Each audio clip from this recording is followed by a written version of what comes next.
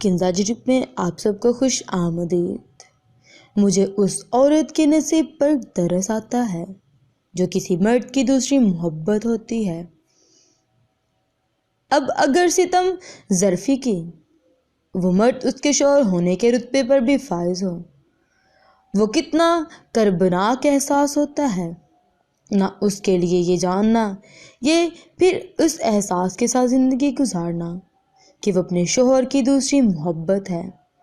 دوسری محبت تو سمجھتے ہیں نا آپ لوگ، ارے وہی پہلی محبت کو بھلانے کے لیے کی جانے والی دوسری محبت۔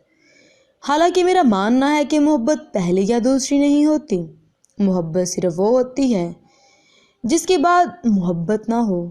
وہ ساری باتیں، وہ ساری محبت کے اظہار، وہ سب پہلی باری سے بھی کیے ہوں گے نا کہ نہیں؟ اگر وہی سب یہاں بھی دہرائے جا رہے ہیں تو فرق کہاں ہے پھر؟ مطلب سچائی یا اخلاق پھر کس میں سمجھیں کہ پایا جاتا ہے؟